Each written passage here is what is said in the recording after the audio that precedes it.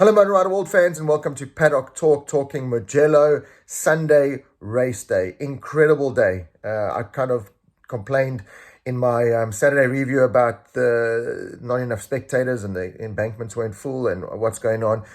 It was a great atmosphere on Sunday at Mugello. The embankments were pretty full, nowhere near as kind of pre-COVID or last year, Rossi's last Mugello race, where it was 120,000 fans. Or so I'm told, but it was certainly a much better atmosphere compared to the Saturday. The fans were out, still the sea of yellow VR46 merchandise everywhere. The merchandise stands were a lot busier. The food trucks were a lot busier. So that was awesome to see that, a little piece of that Mugello kind of magic, that Mugello atmosphere. Again, nothing to previous years gone by, but I really got to take that all in. The yellow flares, the air horns going off, it really just was a great atmosphere. Got to the track in the morning and it had a proper downpour of rain the night before because it was really wet. We all saw it in warm-up in that patches and that. Great to see that it had dried up by the race. So that was going to make for real interesting racing, and it did. Darryn, of course, let's get straight into Darryn. Started 20th on the grid, had that long lap penalty. Luckily, he was told, if there's no jump starts, we'll let you do your long lap within the first kind of 3 laps. He got the message and he did it on lap 2 or 3. I think he said. We were watching from the side of the track, so didn't really see it, and they don't really show much of, the guys a little bit further back on TV. So did his long lap, but on lap 2, posts this 358.8 kilometers an hour. He picked up Jorge Martin's slipstream, somehow slipstreamed the Ducati and passed him on the brakes going into turn 1. Did his long lap and lost 2.5, almost 3 seconds, but still came back ahead of Dovi, the likes of Dovi, and just nestled himself behind Morbidelli and those kind of guys. But let's just think about this for a second. 1 year ago, Darryn was on a Moto3 bike, okay? And we sometimes forget this now. I know it was big news coming in, but, more recently, I think a lot of people forget this. Journalists, fans, all of us forget this. This kid came from Moto3, and a year later, from doing 241 Ks an hour at Mugello on a Moto3 bike to 358.8, tied for second, the fastest speed of the whole weekend on a 1-year-old, pretty much 2-year-old Yamaha, because not much happened after that, but on considered the worst bike in the paddock and on a Yamaha that shouldn't be fast. So it just shows you that Darryn's getting the best out of acceleration onto the main straight, the way he tucks himself in. People always ask me, but the Yamaha is the slowest bike, but Darryn always seems to be up inside that top 10, sometimes even the top 5, in this case tied for second. And his team just say, coming from Moto3, being big on Moto3, he's learned to tuck himself in, and he just gets the best out of the aero. He really just gets himself tucked in. But watching from the side of the track, he comes out of that final turn, he shoots out of there. So he was shooting out there and getting a great slipstream. In this case, Martin, 358.8. It's like, it's 120 kilometers an hour faster than what he had done on a Moto3 bike in just the space of a year. So you got to still remember where this kid's coming from. Moto3, yes, and there's this argument, and a lot will argue, he should have done Moto2. And I can fully understand that, and in some ways look at it and say, going up to Moto2, perfecting that, then MotoGP, that's the route, and I completely agree. But he had this opportunity to go to MotoGP. He's taken it. And for those that look deeper, I know if you look at, the results and his name on the sheet and the position, it looks bad from Le Mans and previous races, even Mugello, 16th, 16th. You delve deeper into that. Myself and another South African were watching on the side, and you said, right, a race like this where Darryn gets a long lap, you got to look at the sectors and the times. And if you look at that, you will see that this kid deserves a shot in MotoGP. Let me break it down briefly for you, because we'll go into detail on the Talking MotoGP tonight, Monday night, live from 8 o'clock South African time on our YouTube channel. But he thrashes Andrea Dovizioso, multiple MotoGP race winner, runner-up in the World Championship multiple times, still this big name in MotoGP. Yes, not making it work, but Darryn beats him by 11 seconds, and Dovi is on latest spec factory Yamaha. Darryn is on old spec. Okay, first thing. Second thing is he beats Frankie Morbidelli, second in the World Championship 2019, full factory Monster Energy Yamaha bike. Darryn beats him.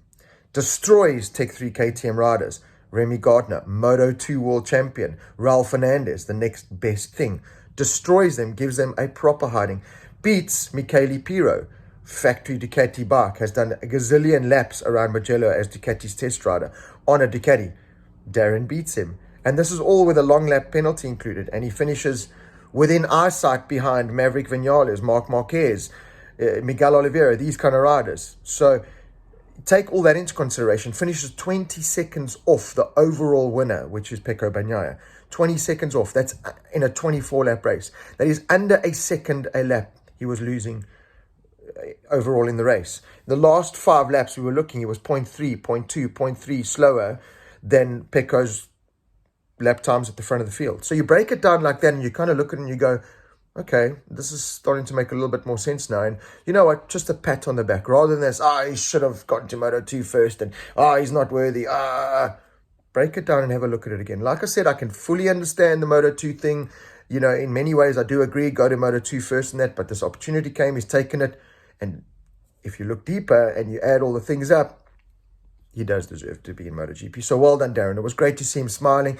It was great for me to be part of kind of that success in a way, because that's why I go get to the track and help him as much as I can to be part of the success. And it was great. It was great to see Razlan was smiling. He got one over Morbidelli in the factory team, especially with everything that's happened with RNF and Yamaha and the split.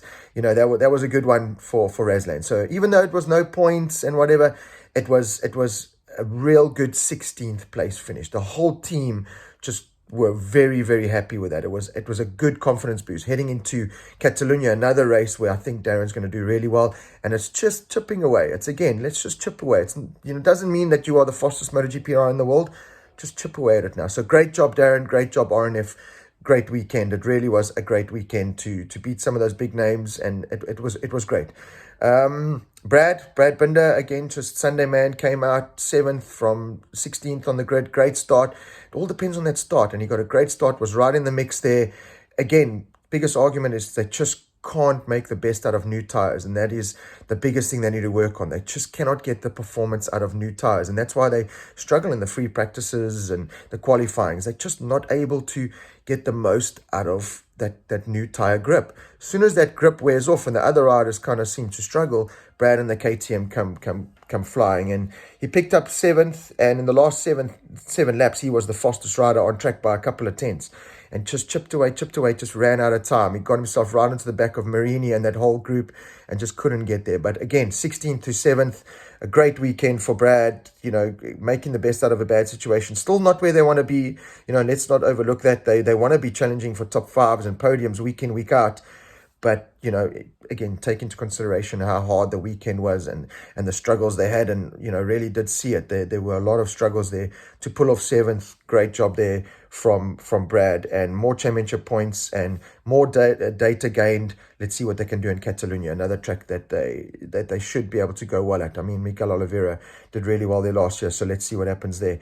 It was great watching Mugello on the side of the track. I kind of watched as they come down the straight, as they kind of go through the kink, just over that little rise.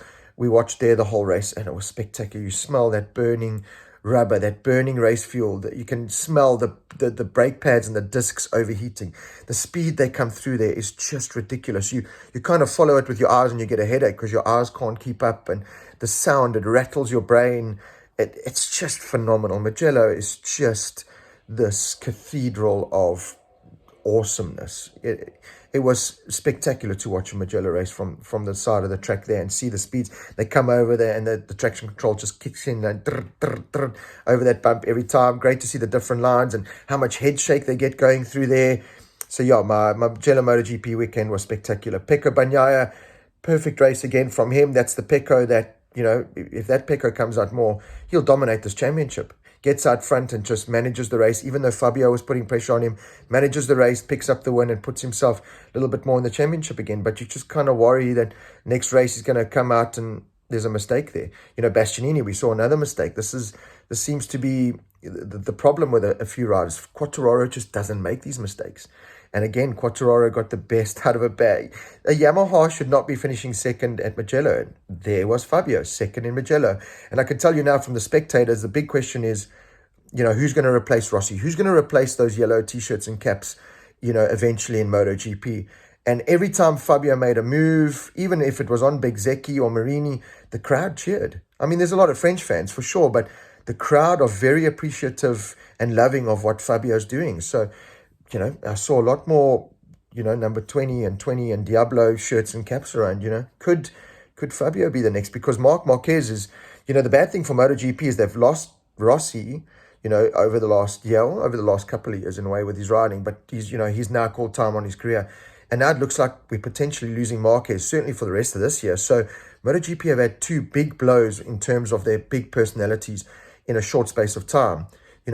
Fabio is kind of filling that void. And Nea Bastianini, I saw a lot of push like a bastard T-shirts, which I'm definitely getting myself, a Bastianini fan club, push like a bastard T-shirt and cap. But yeah, Bastianini seems to be like one that the crowd are warming up to. So yeah, there's a couple of guys. Will they ever be on Rossi's level with the 46 in the merchandise? I don't think so.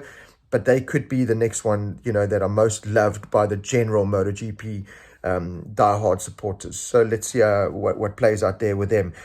Marc Marquez finished 10th, made the announcement that he's going to take the rest of the year off. He needs to kind of recover. I kind of said, I think he's suffering with a little bit of depression from the injury and everything. I don't think, he's possibly not sleeping at night. I think it's just this roll-on effect from the injuries and everything, and not being able to be at his best, perform at his best. It's hard to go from the man to beat, no one can touch, you're unstoppable, you're unbreakable, to, you're breakable, you're human, you are vulnerable.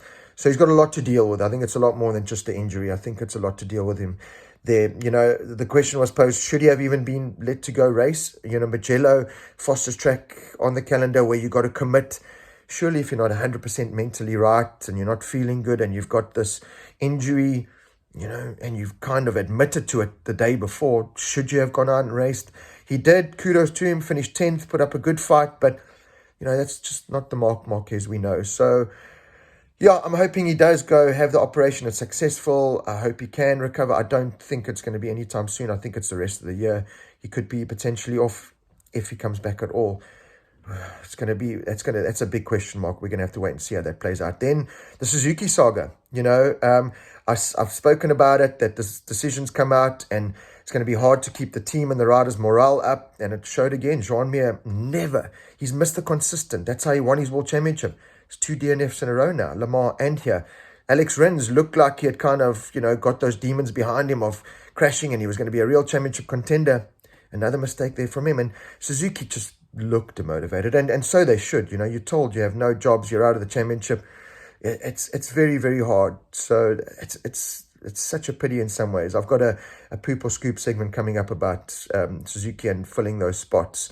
And it's about BMW. Heard some rumors about BMW this weekend. So I'll keep a lookout for that poop and scoop coming about BMW potentially making a move back into MotoGP in those slots. And Dorna have said they want those 2 slots filled by another manufacturer. They don't want a Gas KTM. They don't want a Husqvarna KTM. They want a new manufacturer. And BMW looks like could be potentially taking that spot. But there's pros and cons to it, and there's different ways they have to look at it, so look out for that. But other than that is my Mugello weekend. Join live from 8 p.m. on Talking MotoGP, live on the YouTube channel from 8 o'clock South African time, so you'll just have to check it at 8 o'clock in the evening South African time, so just check wherever you are in the world, make sure you join us. I'll be doing that tonight for the Mugello, and then Catalunya next weekend, and then after every MotoGP round, join in, and we'll go really in-depth on all of these little topics that I've spoken about for now. Other than that, like, subscribe, share the YouTube channel, and stay tuned for plenty of more MotoGP, World Superbikes, sports bikes, everything motorbikes coming your way.